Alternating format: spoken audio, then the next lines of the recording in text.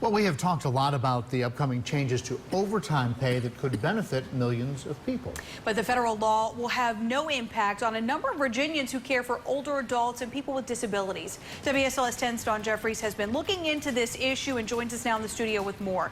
Dawn? Lindsay and John, caregivers who help with the everyday needs of others don't fall under the same category as many of the people expected to benefit from that overtime law. It all comes down to who's paying.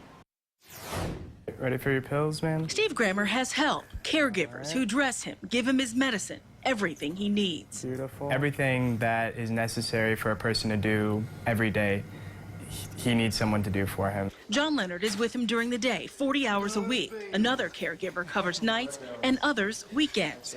The goal is to get Steve help while allowing him to live where he chooses. Because if he's out of a caretaker, he's not getting taken care of, and he also might have to be put in a nursing home where he's taken out of the community, and that's a big deal for us right now.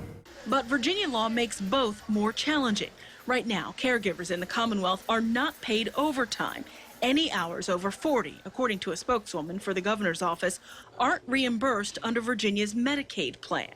Governor Terry McAuliffe recommended a change to the budget that would allow for up to 16 hours of overtime, but the General Assembly failed to approve it. It is difficult trying to find people, especially backup people. Already a challenge to find qualified caregivers who advocates argue are notoriously underpaid.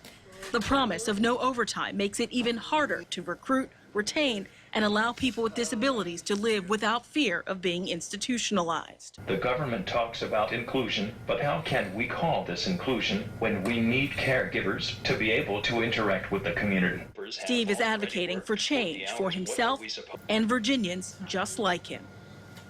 The governor's office points out caregivers are allowed to work more than 40 hours, but it would be up to the recipient of that care to pay the overtime. In the meantime, they say Governor McAuliffe will be working on budget matters in the coming months. The legislature will reconvene in January and will follow through with any changes. In the studio, Dawn Jeffries, WSLS 10.